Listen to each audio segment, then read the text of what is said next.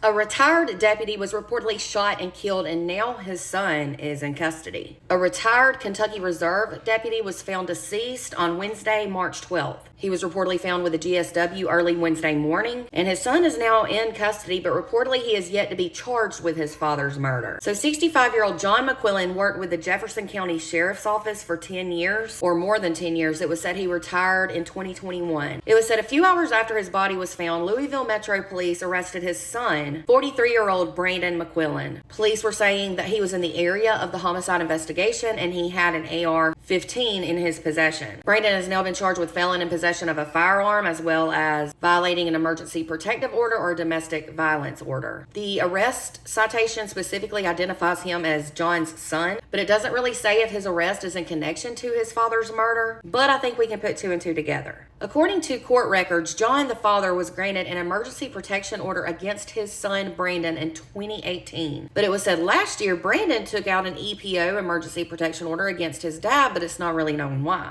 It was also said that outside the apartment complex where John's body was found, investigators found a suspicious package that was detonated by a bomb squad. Brandon was ordered to be held on a low $10,000 bond. Why it was so low, I don't know. He will appear back in court on March 21st. Reportedly, Brandon has a known history of violence. He was arrested in 2020 for allegedly chaining a woman to a ceiling. This was inside a home after she told him she didn't want to see him anymore. It was said he put a chain around her neck and padlocked it to a ceiling. He then used a pull cue to beat her and used a taser on her. He also reportedly punched her in the face. He should not even be out of jail for that incident, in my opinion. It was said his former roommate called the police for that incident, and then Brandon fled the scene. He was reportedly charged with unlawful imprisonment, assault, 2 EPO violations, receiving stolen property, and distributing corn dropped the C out of P. I'm not sure the details with that, though. For that incident, he was able to plead not guilty for a much lesser charge, and he was sentenced to only 3 years in jail. This is unreal. He should have never been out of jail. It sounds like he is a very violent person. My heart and prayers are with the victim's loved ones. I hope they find out exactly what happened